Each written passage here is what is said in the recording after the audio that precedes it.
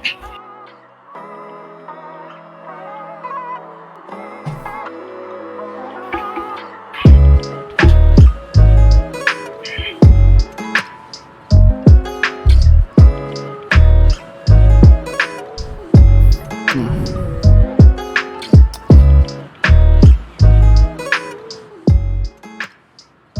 is the Panoramic podcast starting in 5, 4, 3, 2, 1.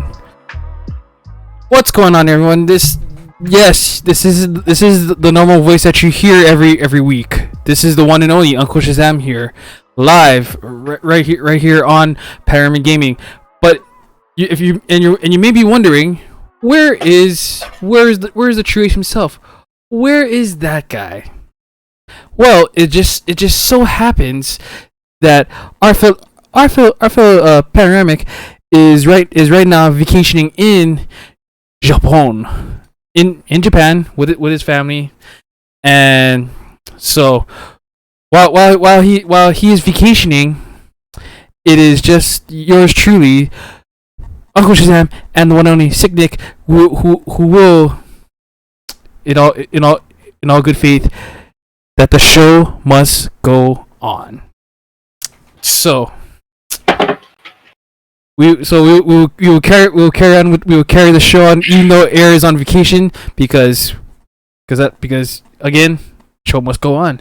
So, anyways, welcome to the podcast. I'm UNKO SHAZAM. That's the man right there, Mr.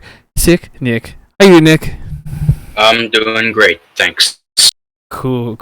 So I was supposed to announce last Wednesday. So my fault for the communication issues, but the announcement was I was actually supposed to bring on while Air was on vacation.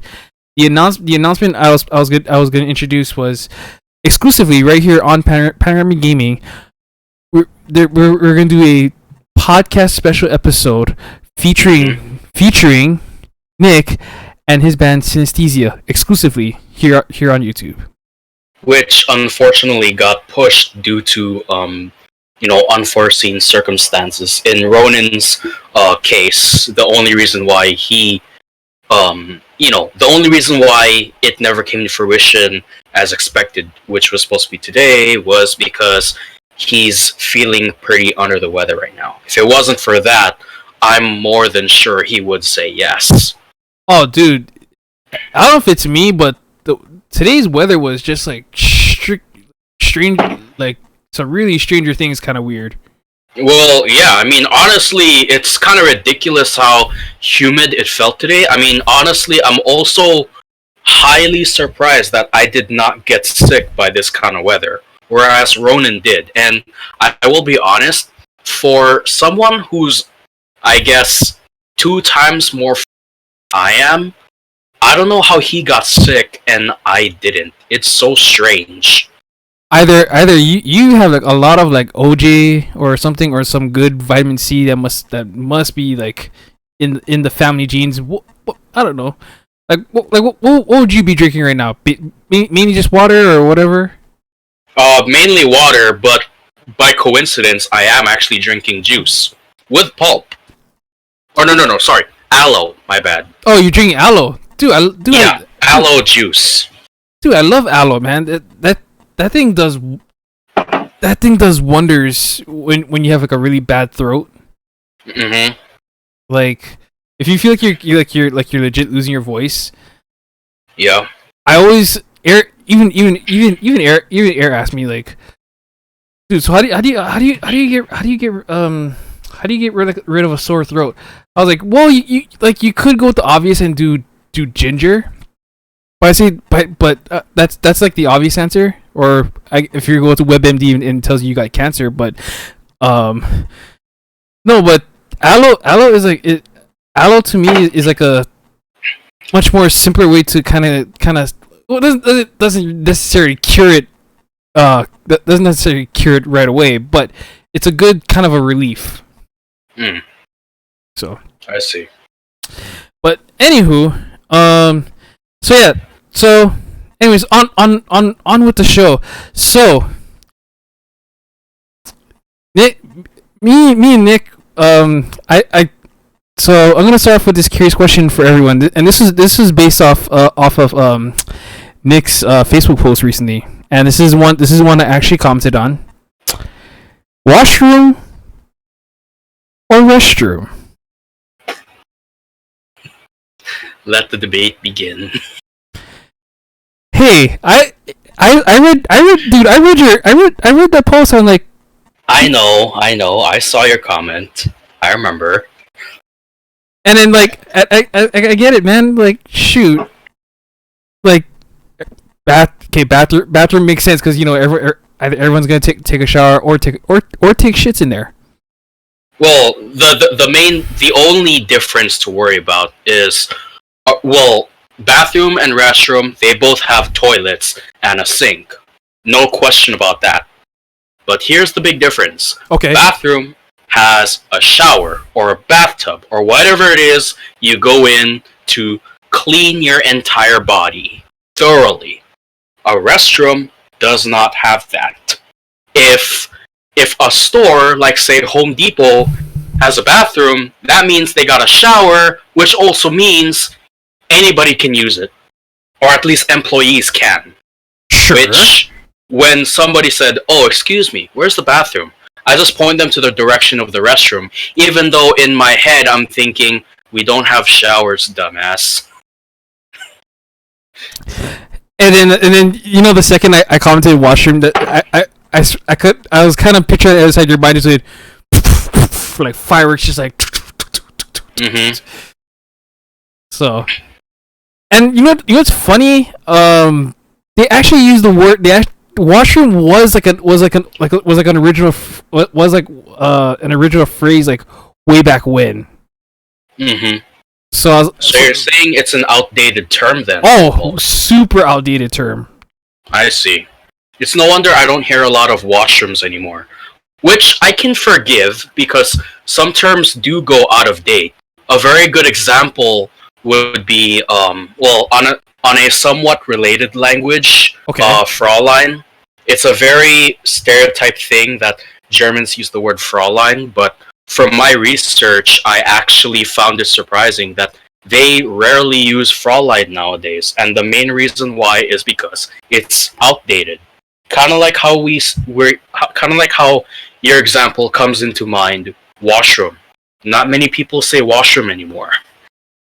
And then what I also found out too about washroom is like the term is outdated in certain countries. I not specifically where, but there are certain countries that still use the term washroom, mainly in Europe. Yeah, I mean, some of the Europeans like to keep it vintage and old school, and I respect that. I actually like a little bit of old school. But, current standards today, restroom will be the norm for public places, whereas in the home, it's normally bathroom. If you have a restroom instead of a bathroom, I have to question how in the world do you clean yourself then? They could be the really really really disgusting shit of themselves and probably like shit in a bush somewhere and then use a freaking tea leaf to wipe themselves. If so, I don't want to be anywhere near them. I mean, I'm not really like, honestly, when it comes to showering, I only shampoo once and soap once, but even that is enough to be clean. Not unless you're okay. All right, I got a worst case scenario for you. What if you're on that one dumb show, Naked and Afraid? Well then, that means I have no choice but to bathe in the nearby river, which could potentially be filled with God knows what in the river, and a lot of toxins leeches. Too. There you go. I mean, shoot. I'm trying to picture if I was on that dumbass show because I've seen that show like dozens of times. I fucking question how they even handle themselves. Well, that was how humanity was back then. And thinking about it now, we've come a pretty long way, to say the least. So there you go. So I guess this to conclude my curious question here is,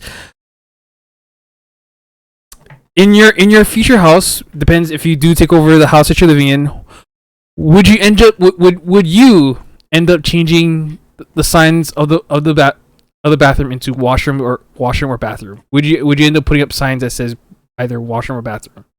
I just keep it as bathroom. It's the most contemporary term there is. Okay. Well said. All right, let's get musical with your question here. Okay. So what musical do you believe? What musical instrument do you believe suits you best as an individual? Obviously, for me, it's bass guitar, but I do happen to know how to sing and play some drums. I don't mean a drum kit, because I did actually try playing a drum kit, and I'm not gonna lie, it's pretty goddamn hard. I'll admit that straight. Like, I could probably try to put in a decent beat, but it never, stays. It never comes to fruition. Well, it does, but then again, it doesn't. Like, it falls apart fairly quick because there's a lot of coordination that needs to be involved. You have to be, you got two pedals for the kick drum and the hi-hat, and then you got two hands holding on to one stick on each hand, and you have to be hitting the hi-hat and the snare drum, and from time to time the tom-toms, floor tom, and on occasion the cymbal, the crash cymbal, which, believe it or not, at least according to Deether, he told me that the tom-toms and the floor tom should be used sparingly, which I understand, since a lot of rock music that I listen to mainly or primarily involves the hi-hat and the snare, along with the kick drum, and whenever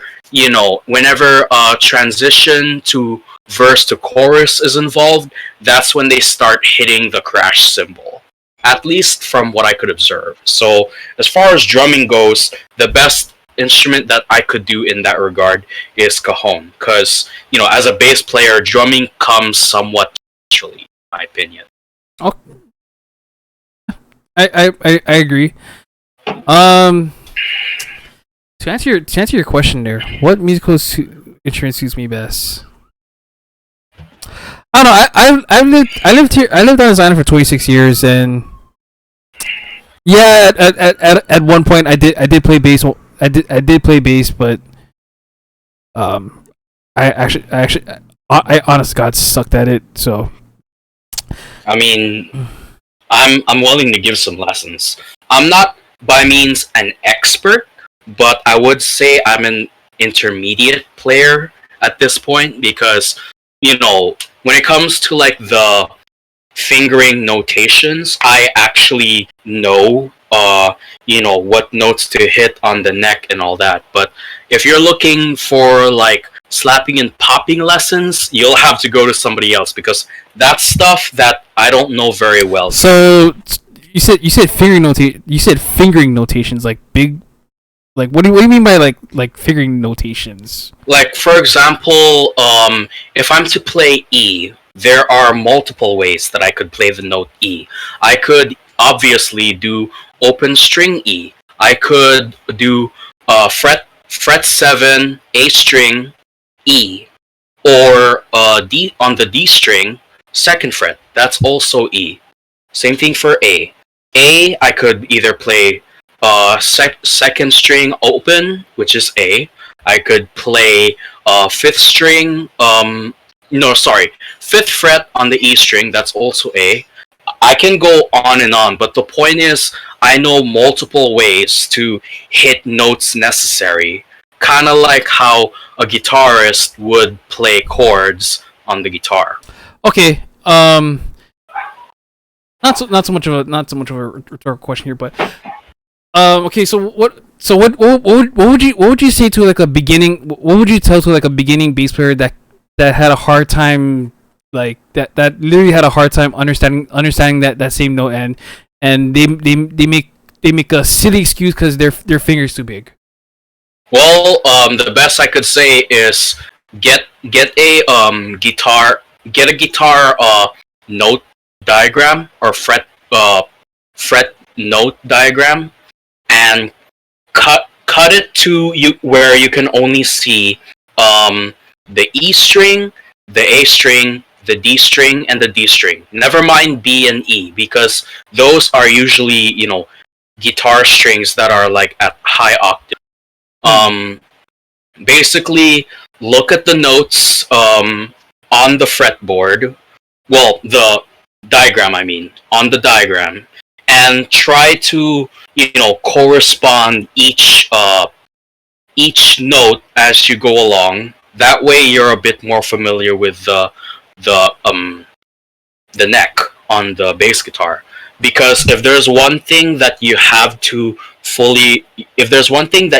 understand at its most basic, you have to know what the root notes are. That's pretty much what bass guitar really is. Like, for example, let's say my guitarist plays E minor. What am I gonna play?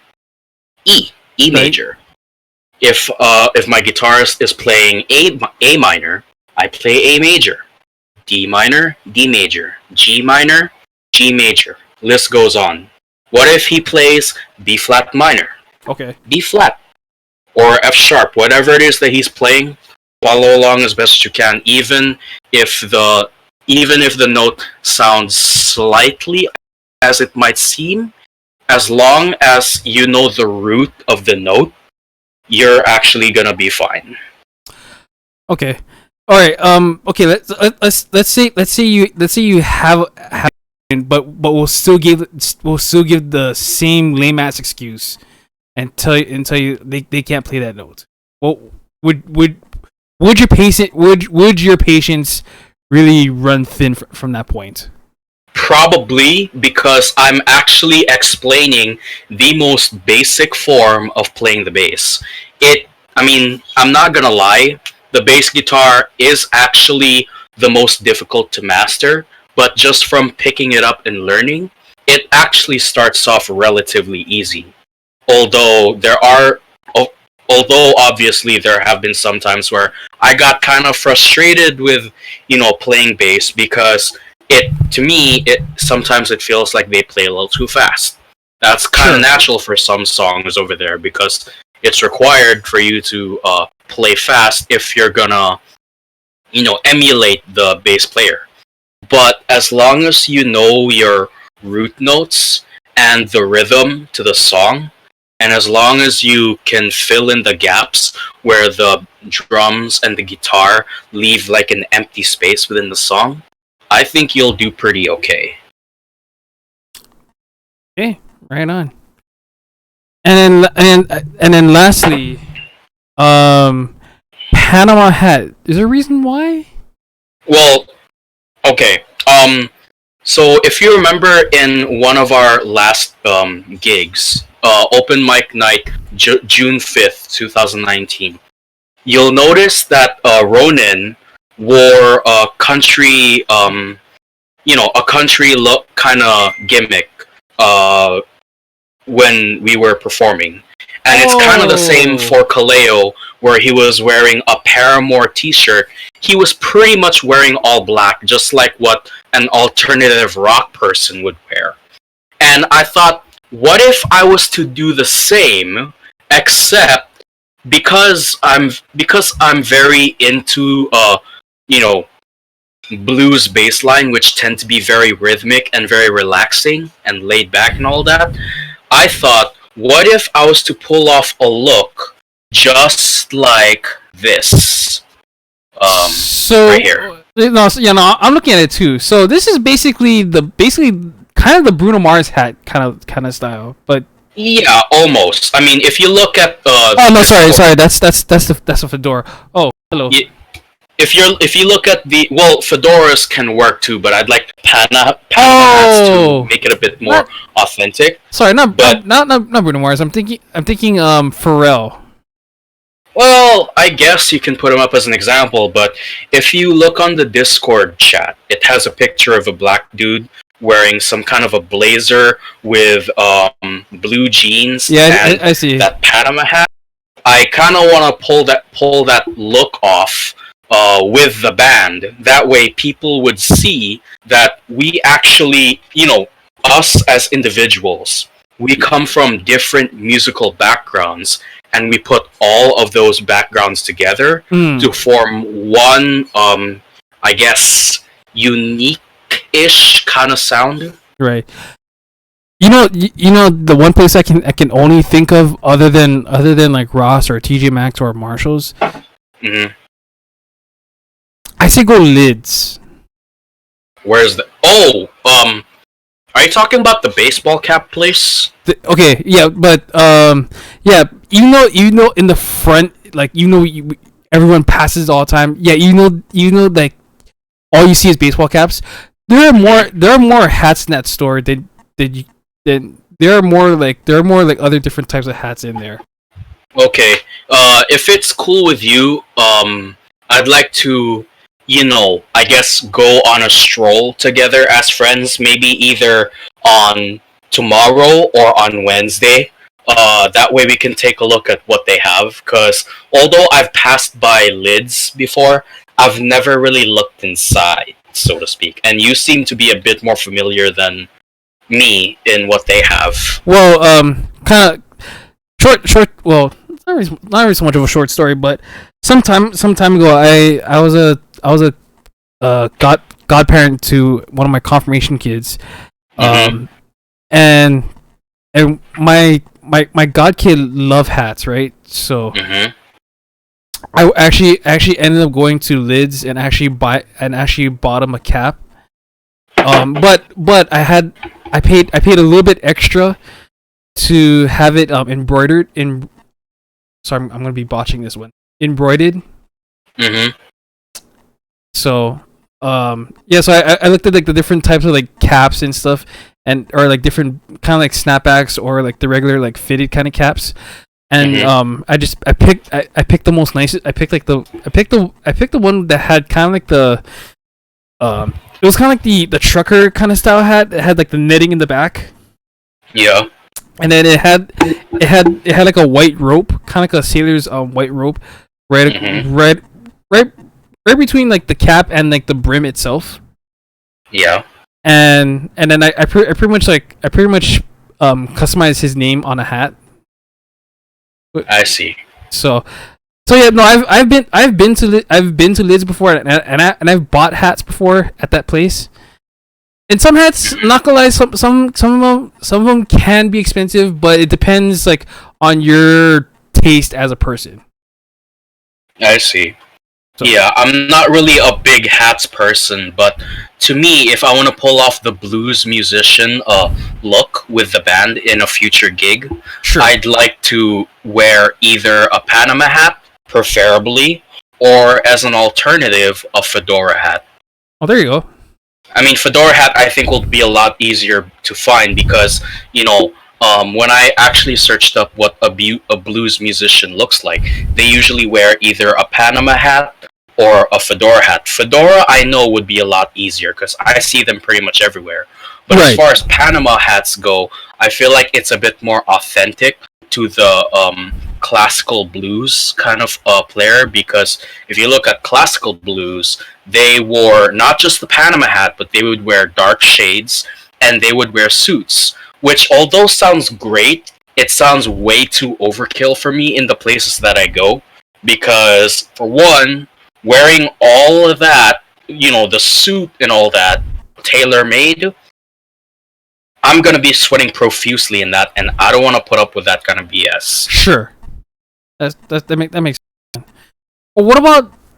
I don't know. This might be not so much like out of the pay grade kind of feel, but I'm trying to think of that one that kind of like a there's that one cap one that's like famously worn by Samuel L. Jackson. Oh, I know what you're talking about. I just don't know what it's called. That could work. I believe that could work. I know what you're talking about. It's the one that kind of looks like a baseball cap, except it's a bit more flat, and there's like that, you know, that ramp, I guess, that's on the hat. I know exactly what you're talking about. I just don't know where I can find that. I think it's a. I'll probably look it up later, but yeah. What I don't know. Would you consider? I mean, I'm not saying go with it literally entirely, but would you consider maybe with that hat too? I mean, I could probably go with that if I could wear a blazer alongside it. Because, if you look at the picture here on Discord again, the guy's wearing a blazer. Sure. And I could definitely see myself wearing that hat if I'm wearing a blazer and a flannel as my undershirt. Okay, I'll be truthfully honest with you with Okay. like with the blazer. Like the blazer's cool and all, but what you wear under it, it is kind of 50-50. Cause like I've worn blazers.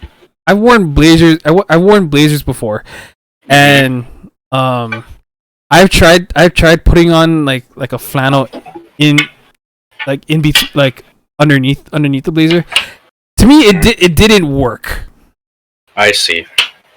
But if you're the kind that's like super like comfortable and you're like completely okay with it and you're just gonna go all out with it, I say, okay, why not? I mean, honestly, the big downside I see to wearing a blazer is because it's pretty much a jacket almost. I will probably get hot inside, which leads me to an alternative casual wear, which I think is less. I guess it's more budget friendly in my opinion. Sure. Have you ever seen a bowling style button shirt? Oh yeah. Yeah, I could probably wear that with a fedora, matching colors. So basically the traditional button up kind of, but but we're talking about the button up. We're talking about like the short sleeve button ups. Yeah, exactly. That makes sense. In fact, there are some modern day blues musicians that actually wear that outfit, and I thought that actually looks a lot more budget friendly in my opinion. I mean, honestly, whatever like kind of fits in your style or whatever, because I could see in a musician, because I can not see it literally, but I can kind of see how it would work in their favor in terms of like what, because basically the one of the factors to kind of consider is like, will I be comfortable in the shirt? Will I sweat like crazy when I'm on stage and stuff? So I think the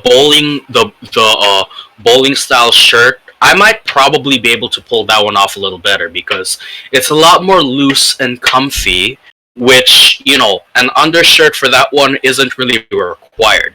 And in fact, I could probably wear that that hat that Samuel L. Jackson wears. I could probably wear that if not a fedora. Sorry, I'm gonna look up that. I'm actually gonna straight. Oh, go for it. Look it up. That's Samuel L. Jackson.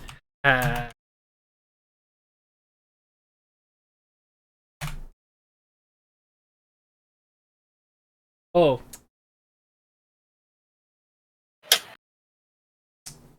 Oh, okay. So it's called the.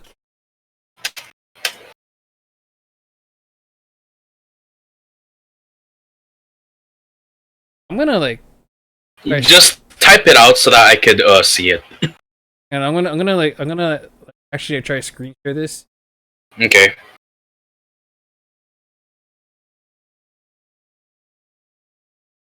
All right. Do you see what I'm seeing? Let me see. Yeah, that's it. That's exactly what I was picturing in my mind when you were describing it to me. And honestly, I would love to have that if I know where to find one.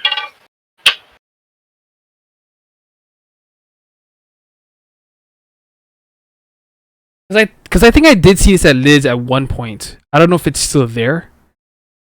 Hmm. I mean, it's worth a look if nothing else. Yeah. Interesting. Okay, I thought that answers my question. Okay. Okay. Well, now I know it's from a folks. It's from a brand called Kango. Okay. Okay. But anywho, all right. Let's go right into video games and streaming here. So, oh man. Yep, I did it. For real this time? Yes, I've beaten Resident Evil 4 for the first time over a decade. Holy damn, dude. I mean, it wasn't easy, but I did it. Like, I mean, well, when it comes to like difficulty, it's kind of hard to tell them apart almost, because as far as there are only two difficulties involved in the game.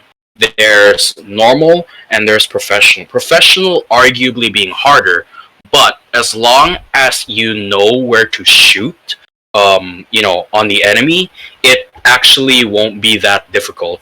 And it'll probably be a lot easier once you grab the right guns and all that to, pretty much make the game go fly. But yeah, I did beat it, and honestly, I'm ready to take on the game again, but this time with a new round and more, I guess, more cooler weapons that are open to me after beating the game. Well then, so do you plan on playing it more often then, or is that you're just gonna close the book on Resident Evil 4? Well, I wouldn't say I'm gonna close the book, but I'll probably take a break, if nothing else. Okay, good, right on, dude. Good stuff, man. Okay, so for me, so I've had a chat. So I did end up buying Combat Pack 1. For more Kombat 11, and I gotta say, dude, based on the trailer for Shang Tsung and stuff, and as far as like the gameplay goes, I'm impressed with Shang Tsung. I'm actually impressed. But my only takeaways from playing with Shang Tsung is like, because not all the ninja moves like for example, like Ermac's Soul Lift or Smoke's projectile counter, or Rain's super kick, or Reptile's reptile slide. Those are not integrated into his default moveset. So in MK11, you would actually have to like customize that moveset very often. So what I've actually done was and I should have streamed this too. Like, so I customized his moveset where like in one variation, like in one Shang Tsung moveset, like I have like Reptile's slide, Ermac's Soul Lift, and Rain's super kick. And which to me that worked perfectly. That works so perfectly. But then I did another variation where I put Rain's smoke projectile counter, and then I did Shang Tsung's famous like underground fire projectile, which is also kind of useful because it's actually really good for spacing. So I thought that was pretty good.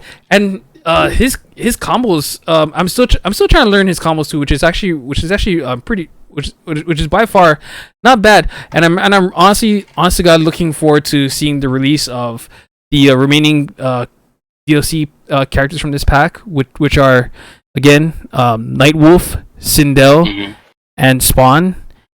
And then apparently there's 2 guest characters everyone has been speculating, because if you go back and you actually watch the Shang Tsung trailer, if you go towards the end when they say there's two more guest characters, you're gonna hear two stinger sounds. One of the stinger sounds is a chainsaw, but oh boy, but it's not who you think it is. Okay. It's not who you think it's not Leatherface, because they already done Leatherface in Mortal Kombat X. Mm-hmm. So the speculation is it's either Ash from Evil Dead. I could definitely picture that. Or what was odd to me, because what was super odd to me, because I was watching the Bethesda E3 2019 presentation, and there was the Doom Eternal presentation, right? And then a lot of the workers were dressed as Mortal Kombat characters. And then the other speculation, what is also going around, is that Doomslayer could be in MK11. I see. And then the second stinger sound, I think everyone could kind of already guessed it, but you can hear the dun dun dun dun dun. So it's like that's already like telltale for Terminator. That's a very complete telltale for Terminator. The second it's obviously Terminator. Because if you just listen to that stinger, like if you just hear that dun dun dun dun dun, it's like it's Terminator. Like you cannot even if you're like a non-Terminator fan and you've watched the movie like once or twice, you'll know that sound very distinctively. So yeah, in fact, I consider the Terminator. I'd say probably like the first two movies, or I guess third to some extent. I consider the Terminator soundtrack to be one of the most recognizable in the world. Oh, dude, I always get chills when I hear when I do. I'm not a huge super fan, but I get the chill every time I hear the dun dun dun dun dun. I was like, oh. Mm-hmm. Speaking of Terminator, did you know they're getting a new movie that completely ignores the third movie and beyond that? Yeah, isn't that kind of weird? So basically, they're kind of going back to like they're basically, because they're pretty much ignoring the whole John Connor fact, because number two started the whole John Connor freaking storyline. Yeah. Which was, I would say, is good at first, but then when they pretty much made him the starring role of the entire franchise, I was like, okay, I don't really see this going great all of a sudden, because all of its executions to making John Connor the supposed leader of humanity that he's supposed to be, right? The execution is not as well planned as it might seem. On paper, it sounded okay. Yeah. But the end result wasn't really up to par. And yeah, Genesis, and did you watch Genesis, by the way? No, but I know I've actually read the plot line to the movie, and I even saw bits and pieces of the movie itself, and I'm like, what the hell did they do? Really? I'm like laughing my ass off. Did they really go in this direction? This is why we need James Cameron back, because he actually did Terminator right from the very beginning. So yeah, so that puts it into a huge strain here. It's like, because I don't know about you, but the whole time travel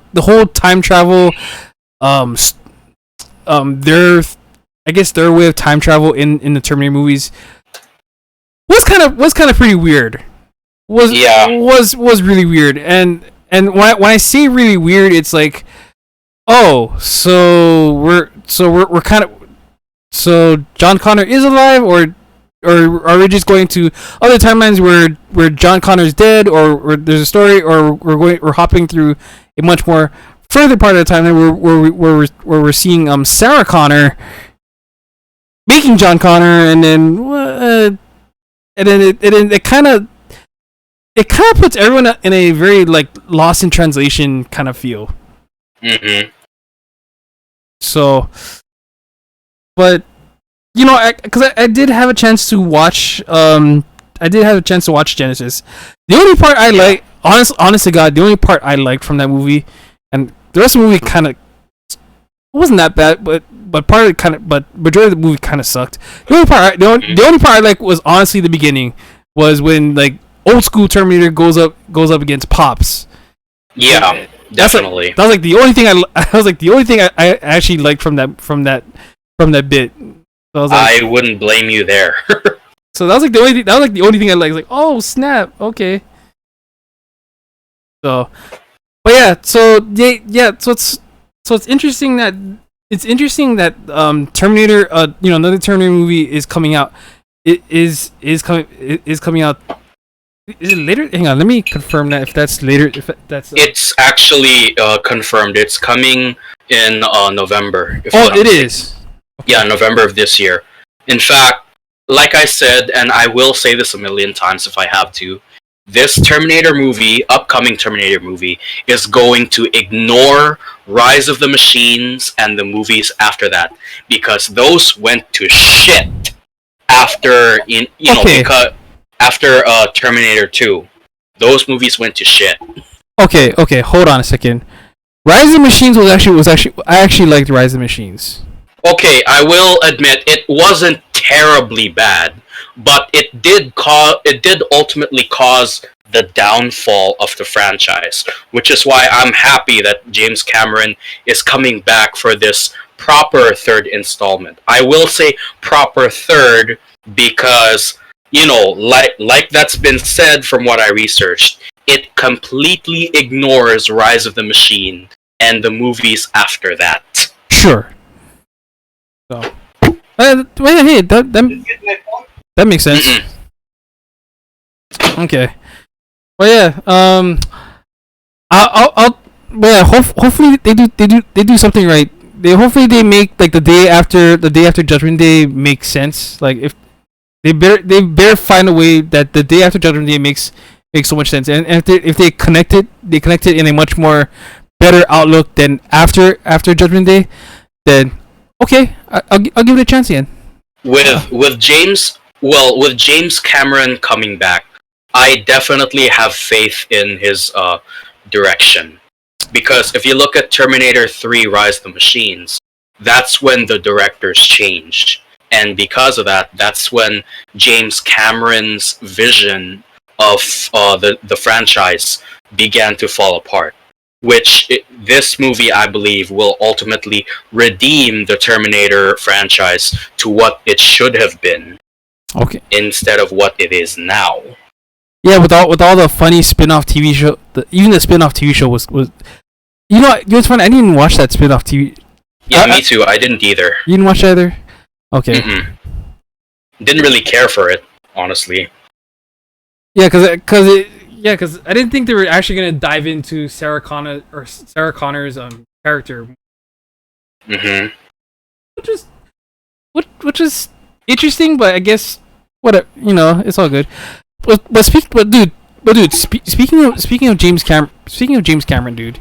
So, that guy also number 2 is also famously known for Avatar and Titanic.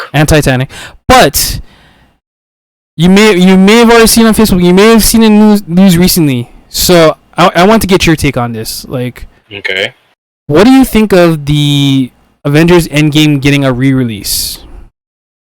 I mean, good and bad in some ways. I say bad because, it pretty much wrapped up everything that there is to be in the storyline of the Avengers. Okay. But at the same time, it's good that, they want to cater to the fans a little more. which have been with them for over a decade, pretty much. But overall, I just don't know what to think of it, really. Like, I can see the both good and bad parts of, being released again. Like, yeah, it did actually, it did pretty much become one of the highest grossing movies ever in the box office. Heck, it even surpassed, what was that movie? Avatar? It surpassed Avatar as far as... Actually, as of this recording, like, it's barely like inches close to like getting that, passing the trying to go past Avatar's worldwide $1 billion goal. Mm-hmm. So they're like very like inches apart, passing each other. Yeah, definitely. But the point is, I feel like it's not really all that necessary. But okay, get this. So not only are they re-releasing the movie, but they're also gonna include extra scenes, and they're also gonna include a post-credit scene. Now, when I heard this, I was like, no, you cannot include a post-credit scene. Just no. Yeah. I mean, because it wrapped up the Avengers arc. Yeah. So why are you doing that?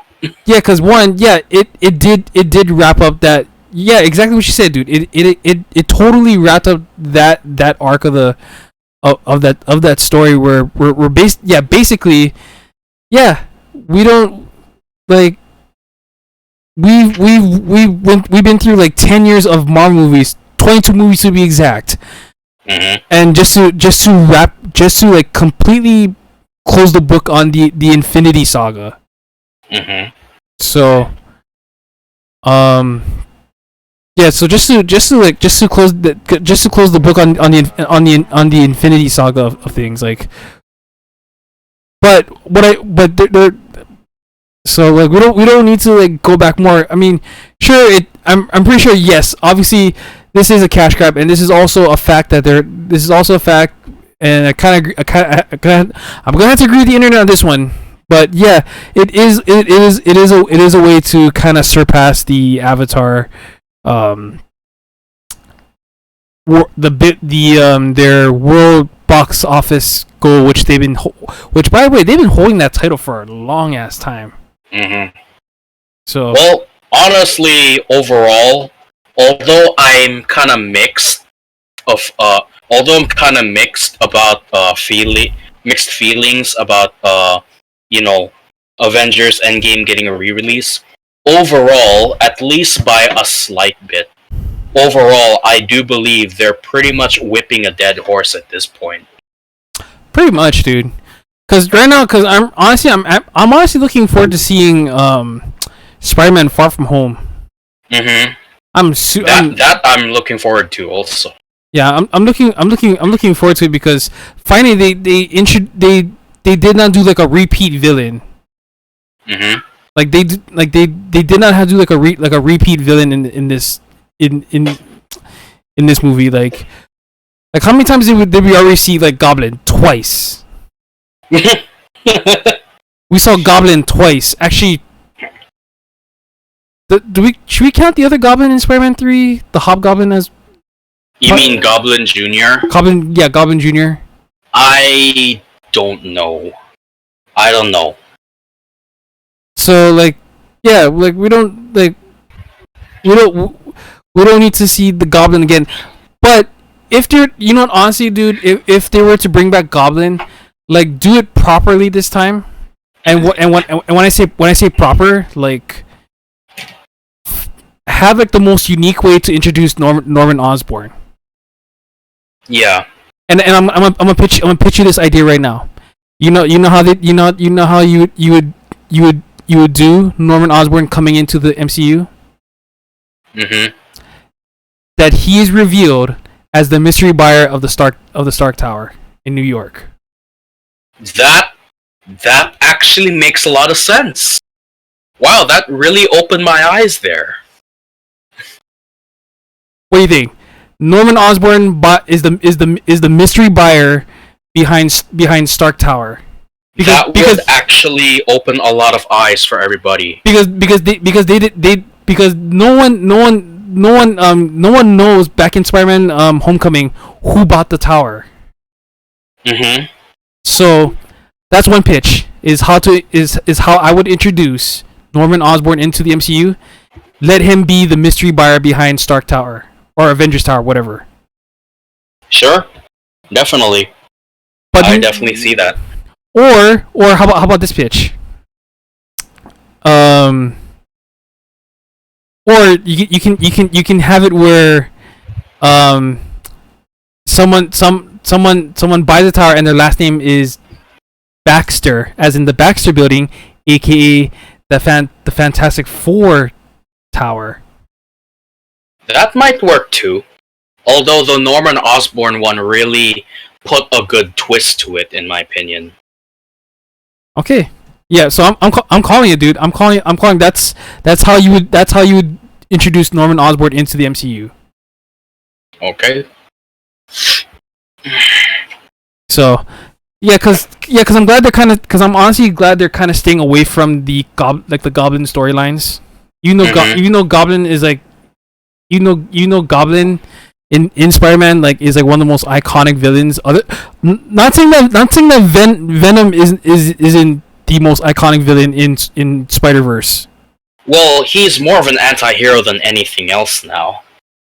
Because doesn't Venom have different versions of himself, where it's there's the anti-Venom, then there's, well, I mean that's what happens when you kind of split the original Venom organism into different things, yeah, or into different things like Carnage and all the. Well, I guess that's what happens when you kind of open the book more on the symbiotes. Mm-hmm. So, but yeah, that's my pitch. Marvel, if you're listening, that's how you guys should introduce Norman Osborn into the MCU. Come at me. So,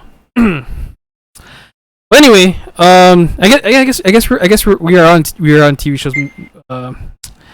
Yeah, because I didn't honestly achieve shit this week. Yeah, me too. So no, there's nothing happening with that noise. So, anyways, since we're on the topic of movies, TV shows, online videos, I'm kind of interested. I'm also interested. Will there be a chance that will you be on Facebook when they're gonna, because Marvel is coming back for San Diego Comic-Con. Wait, will I be on Facebook? Or because don't they do because won't someone find a way to kind of live stream the panel of? Oh yeah. We'll find a way to secretly live stream that panel of Marvel introducing Phase 4. Mm-hmm. Because I'm actually interested what they're gonna do with Phase 4. Because a lot of people, of course, I think because a lot of projects are incited for Phase 4 already. Right.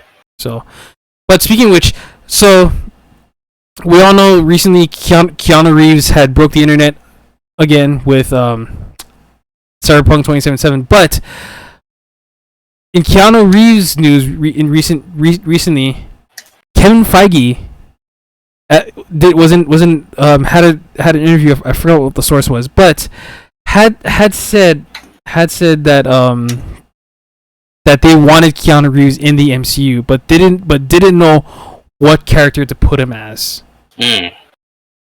So my question to you, Nick, if you were to put Keanu Reeves in an MCU movie, and what character would you put him in? Ooh, this is a tough one. There are several characters I could see him as. One being, well, this is gonna sound kind of stupid, but one being Wolverine. Okay. Which, like I said, sounds kind of stupid. Another possibly being Gambit. Actually or he could probably be Cyclops. Who knows? He'll probably have to shave though, and get his Neo look back, which I'm not gonna lie is gonna cause a lot of stir on the internet.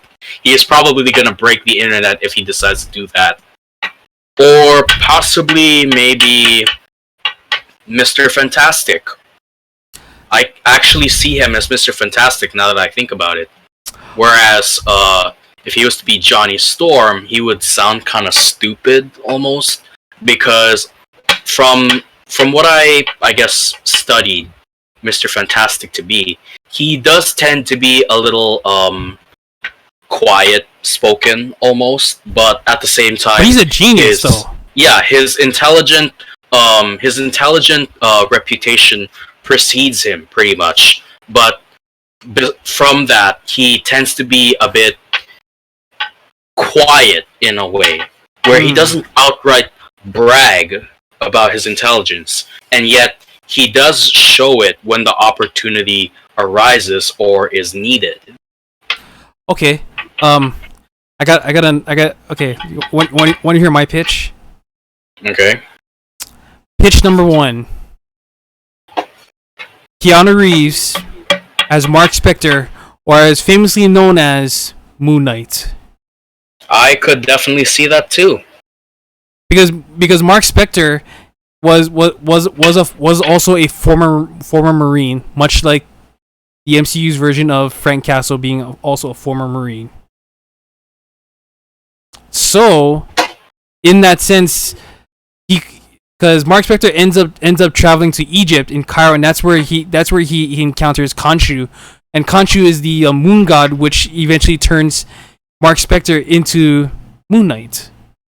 That strangely sounds like Black Panther almost. The big difference is T'Challa drinks the juice of a heart-shaped herb, whereas from the sounds of Moon Knight, it sounds like he was bestowed this power through divine intervention, pretty much. Yeah, that's pretty much how it sounds like. Okay, all right. Ready for pitch number 2? Do it. Pitch number 2.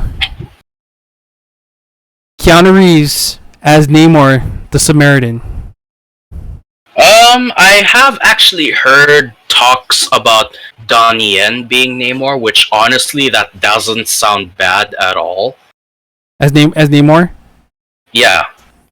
I mean, I could definitely see Keanu Reeves being Namor, but I feel like Donnie Yen might pull it off just slightly better. Slightly. Okay. That's fair. That's fair. Alright. And pitch number 3, and this is based off the internet. Okay. What if he is Adam Warlock? That honestly, I was kind of expecting you to say that. And I'm surprised I didn't say it. Because we did get a tease at Guardians Volume 2 at the end. The whole golden cocoon shit. Mm-hmm. And where they're pretty much making Adam Warlock inside that cocoon. And there was, and honestly, yeah, there was no one in, there was like no known actor inside that cocoon. So those are my three pitches: Moon Knight, Namor, and Adam Warlock. All right. Oh, and this is a wild card pitch, but I don't know if they're ever gonna do this in the MCU. But I was kind of hoping you'd be Nova. Okay. Because I don't know, the internet's kind of weird, because someone said they saw Nova in Endgame. Like, what? Let me see that. I don't recall seeing Nova at all. Yeah, like, cause like half the Nova Corps was basically dead. Was basically dead before Infinity War. Mm-hmm. I remember, because if I remember clearly, Thanos wiped out Xandar, and that's where at least majority of the Nova Corps is. Mm-hmm. So, but yeah. So that was my fourth wildcard pitch is for Keanu Reeves to be Nova. Because basically Nova is a male version of Captain Marvel. Yeah, I could definitely see that. So that if there's at least one other way to put it, then yeah. Oh, okay. Sorry, my bad. Did I say fourth? I said fifth. I had one more, and this is one I think I would think I should have thought of this too when I was thinking about it. Like, what if you put him as Silver Surfer? Silver Surfer? As Norrin Rat. Wouldn't have to be bald, like in... No, but okay, but think about it this way. This is Norrin Rad. Mm-hmm. So Norrin Rad before he was like all bald and stuff, because it was all Galactus's his power that turned him into his herald, right? Mm-hmm. So and Norrin Rad wasn't always bald. Well, okay, actually, okay, I think he was pretty bald in the cartoon series. But if you're to retell, like if you're to retell that story of Silver Surfer, like if you were to go into like Norrin Rad's like history and his people and his planet before Galactus decides to like fuck shit up, then yeah, that makes sense. Like he could be like normal, like long-haired, beard-looking Keanu Reeves, and then Galactus would be the one to like utterly just like, you know, turn him bald and shit with his power. Okay. So sorry. So I had five. Sorry, my bad. I had 5 pitches. What Keanu Reeves could or can be in the MCU. Okay. So, anyways, so I guess we're kind of coming close to the wrap up here. So,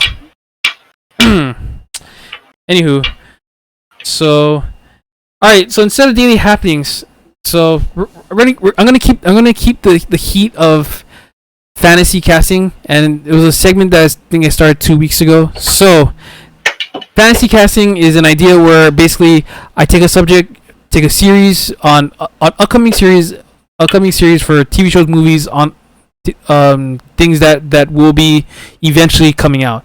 So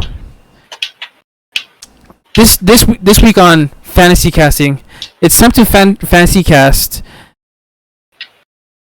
another video game franchise that's due for reboot, and that is the Mortal Kombat movie. So I'm gonna throw out names and name. So the main characters who I would have in the new Mortal Kombat reboot, I would include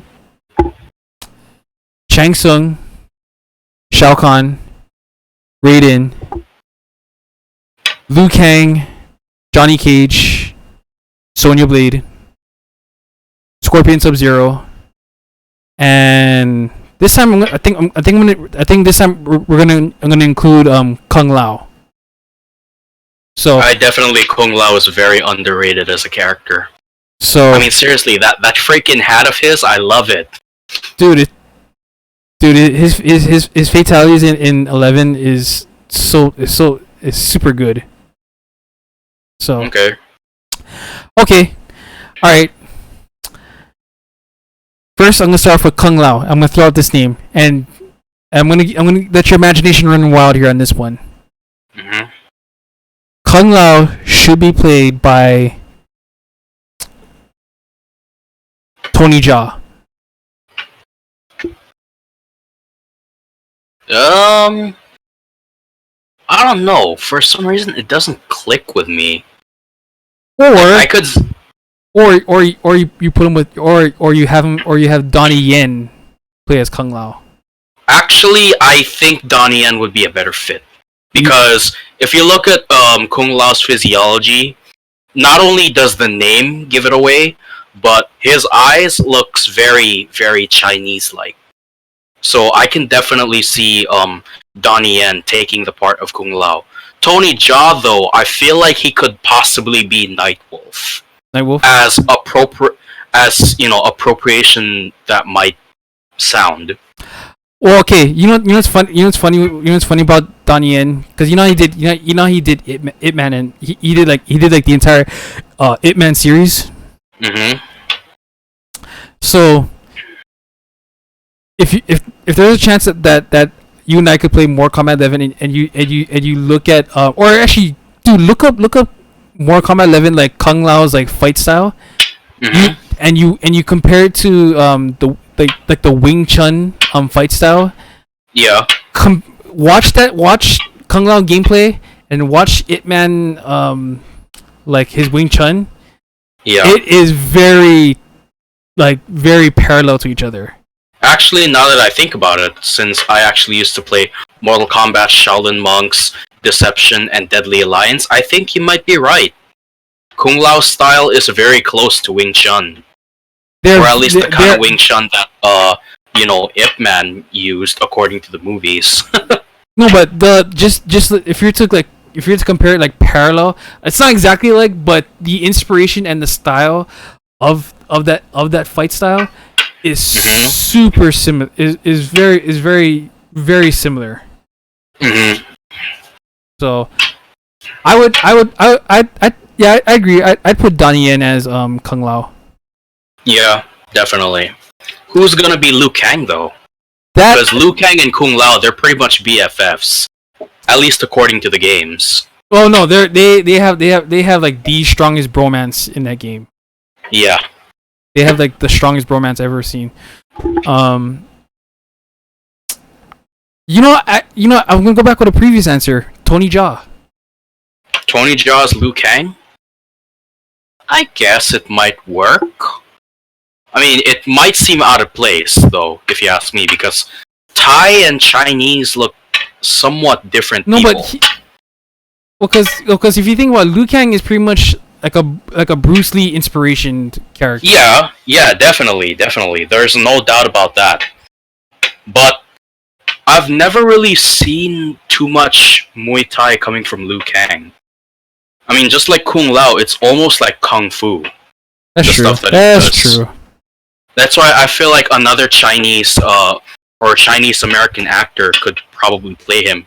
Or actually, you know who I think might fit the bill for Liu Kang, now that I think about it? Who?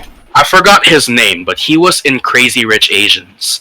That China guy, I think. I could definitely see him as Liu Kang. I think. Hang on. I gotta pull up IMDb for this thing. Wait, hold on. My goodness. I think I know. I kind of have an idea who you're talking about here. Wait, IMDb. I'm pretty sure you know who I'm talking about.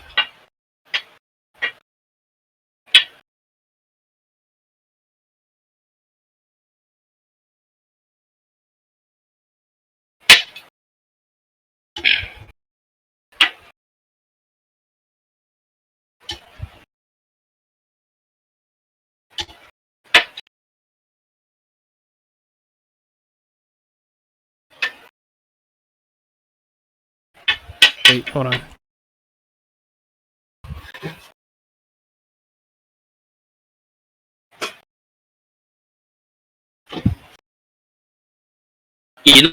Okay. You know who I think? While you're looking him up, you know who I think would play Jax, even though that wasn't one of the choices you mentioned. Oh yeah, thank you for reminding me. Thank you for reminding me about Jackson Briggs. You know who I think would perfectly fit the bill for Jax? Ooh. Terry fucking Crews. Terry Crews? Yes. I can see, dude. I can actually. That's actually pretty funny that you mentioned Terry Crews, but I think he'd be like. He'd be a total badass as Jax. Oh, this guy. Uh, What? I might need a closer look. Hold on. Yeah, that's it. I could definitely see him playing Liu Kang. Yeah, I could see. Yeah. Or it could be the other way around. Henry Golding as Kung Lao and Donnie Yen as Liu Kang. Either way, both would work. I mean, either would work for respective roles. I can. Okay. All right. All right. So you say Terry Crews. As Jackson Briggs, yes. Yeah, I can actually kind of Yeah, I can actually I can see the physique and Think about it. Without like if you were to see Terry Crews topless, no homo, just give him robotic arms that are muscular looking, and you've got Jax already. that's true. Actually true. Okay, I can agree to I can agree with that one. But he's got but hopefully he because the thing with Terry Crews is like he has like a very like comedic he's more of a like I know more comedy than he does serious movies. If that makes sense. Oh yeah, definitely. And I know Jax tends to be a pretty serious guy, but knowing Terry Crews and you know, I guess if he was to look at me in a very angry way, I would probably run if he was to give me an angry look. Okay, Just saying. who would you cast as our favorite douche comedy relief? Johnny Cage. This one I believe would be very obvious. Who would Chris Evans. I could definitely see Chris Evans being Johnny Cage, and he's gonna pull it off so damn well. All he has to do is channel his inner Johnny Storm from Fantastic Four, and he would play the part perfectly. Or not Chris Evans, but I'm trying to think of. That's okay. That's not a bad idea. But here's who I'm thinking for. Here's who I think when I think of when I think of Johnny Cage, I think of like someone not exactly comedy relief, but I think you could pull it off. Mm-hmm. I think Ryan Gosling can pull off Johnny Cage. Yeah, I think so too. But I think it would be funnier to see Chris Evans as Johnny Cage. Okay. All right, but we need our Sonya Blade. Ooh, tough. I could think of I got one. pretty much any. Okay, go for it. I got one. And no, it's not Ronda Rousey, folks. Well, she could probably fit, but I'm. Wait, is that Emily Blunt? Yes. actually? Yeah, I think she could fit as Sonya Blade. Definitely.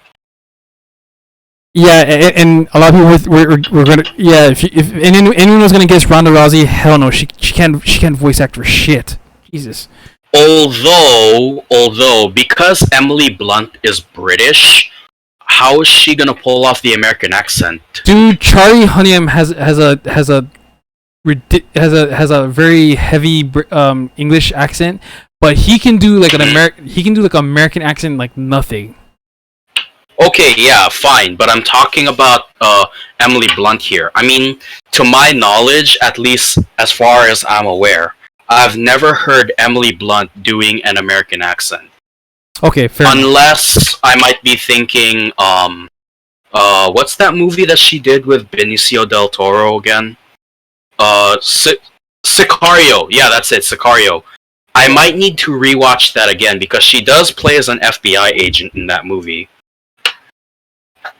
But as far as looks go, I think she could pull off Sonya really well. Or you know who I think would fit Nightwolf though? Who? Now that I think about it, Give me Benicio del Toro. How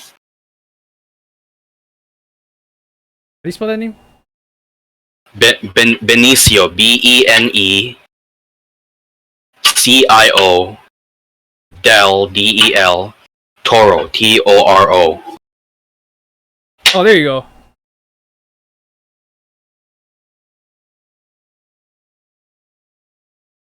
Yeah. Yeah, I could definitely see him as Nightwolf. That's actually. I was actually thinking. How about this guy? How about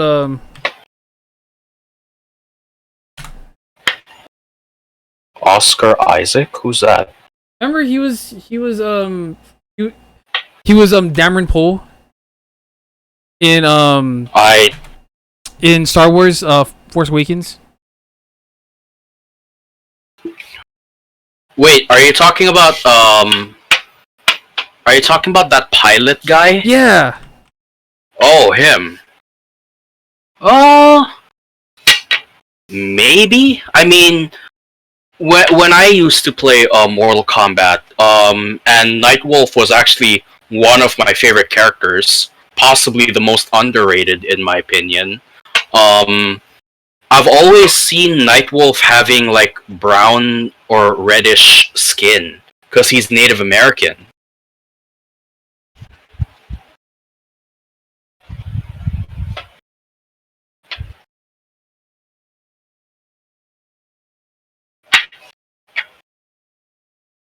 Yeah, I know who you're talking about, that pilot guy. Yeah.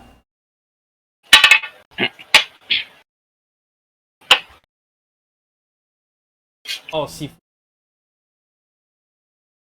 Oh, hello, he's right.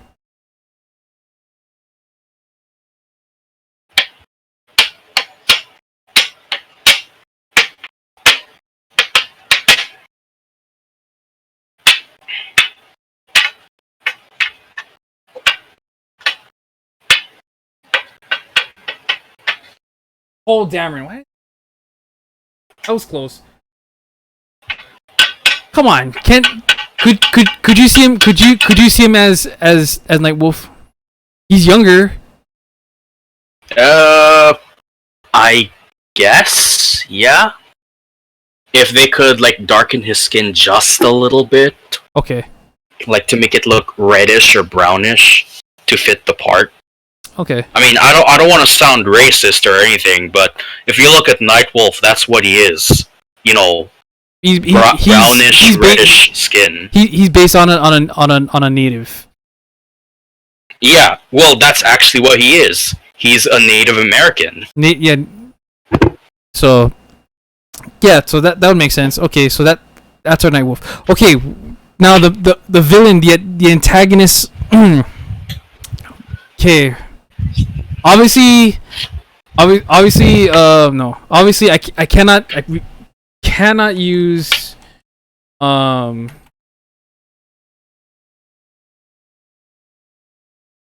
we cannot use that guy. I know because he's old.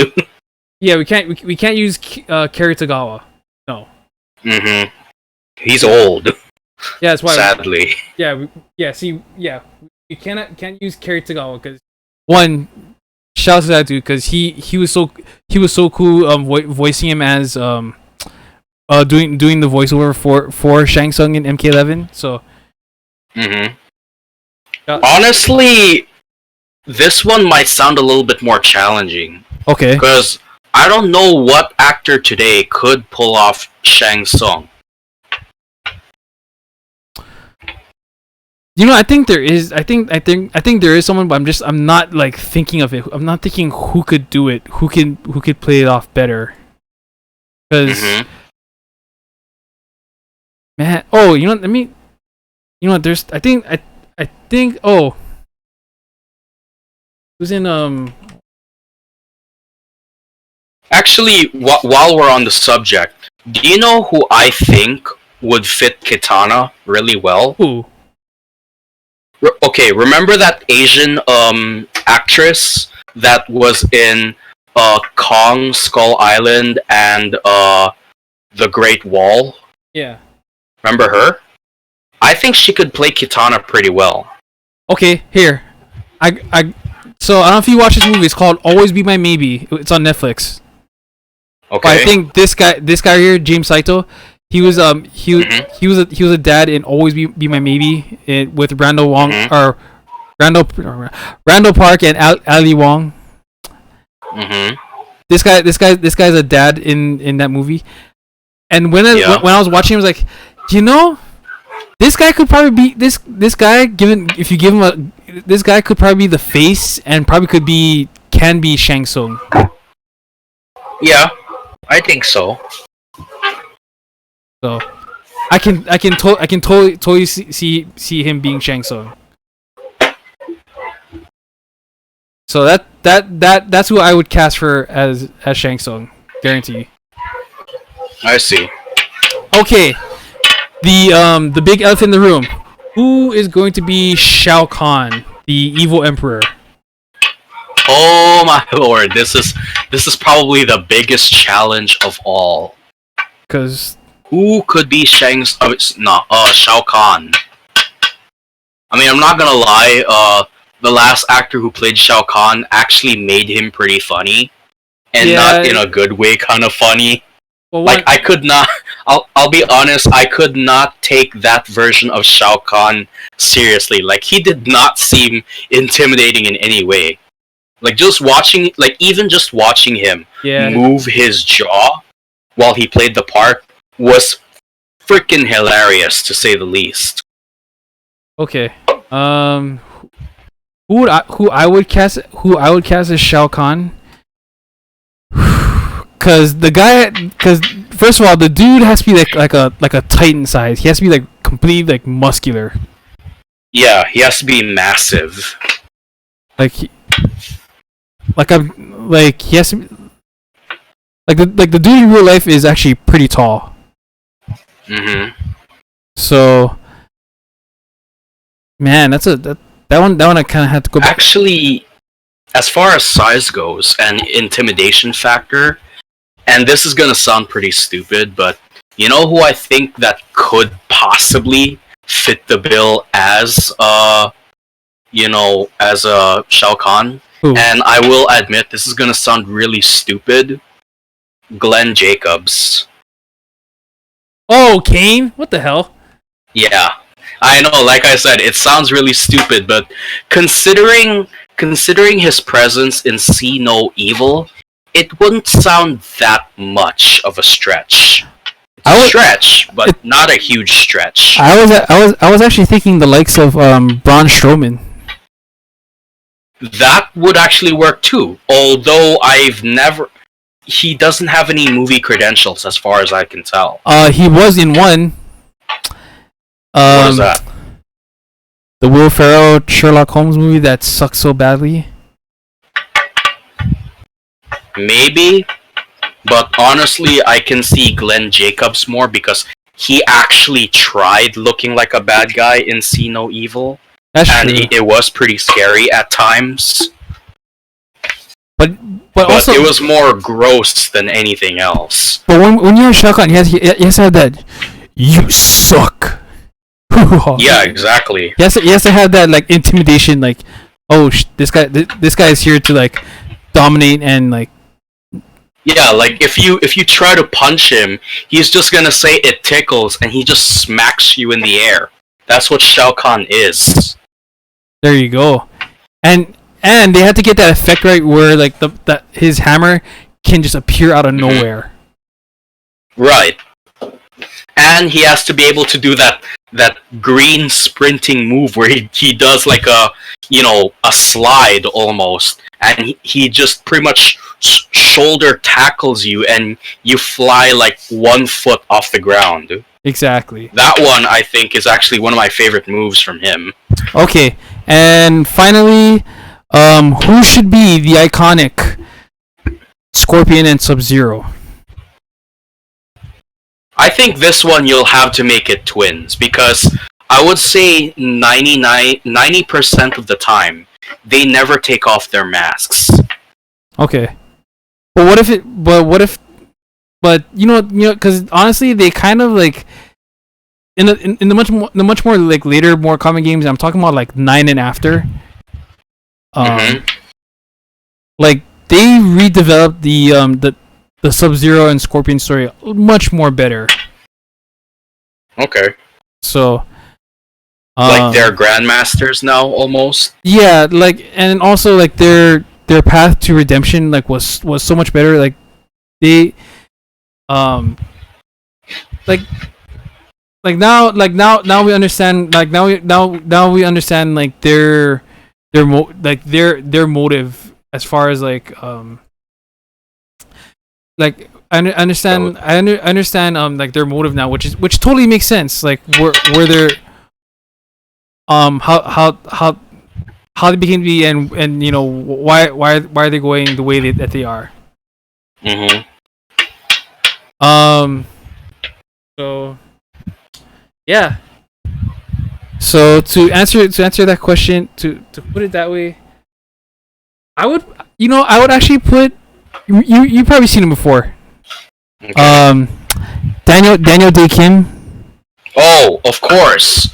I remember him. Well, to me, he's Johnny Gat in the Saints Row games. So, but he was also in Hawaii 5-0. That I know for sure. Oh yeah. So what if you put Daniel Day Kim as the Kuai Liang Sub-Zero? I could definitely see that, honestly. Him being Sub-Zero, I think he could pull it off. Because correct me if I'm wrong. There was 2 Sub-Zeros. Because one was Bihan, the one that Scorpion pretty much killed, and that eventually became Noob Saibot. And yeah. So there's Bihan and Kuai Liang. Those are the only 2 Sub-Zeros. So I would put Daniel Day Kim as the Kuai Liang Sub-Zero, and then no, sorry, I would put Daniel Day Kim as the older Sub-Zeros. I'll put him as Bihan. That way he could eventually become Noob Saibot. And then to put as like a young Sub-Zero, this is kind of a stretch for me, but I would actually put Harry Shlum Jr. I don't think I know him. Oh, sorry, he was in Glee. My bad. Oh, okay. But I don't know if you guys have any other suggestions on who you would cast in a more combat full reboot movie. Let us know in the comments below. But yeah, so that was our fantasy casting of who and what should be in a more combat movie. Next week, we'll I'll give Nick or Air the chance to fantasy cast a movie of a movie of their choosing. Okay, sounds good. All right. So until then, thanks for tuning in into the Panoramic Podcast here live on Panoramic Gaming. Make sure you like, comment, and subscribe. And Nick, yeah, definitely, dude. Definitely come help you find. We'll definitely help you find a quote unquote hat. Okay. So, all right. Till then, guys, thanks for tuning in, and we'll be back here next week. Have a good one. We'll see you guys here. All right. See ya.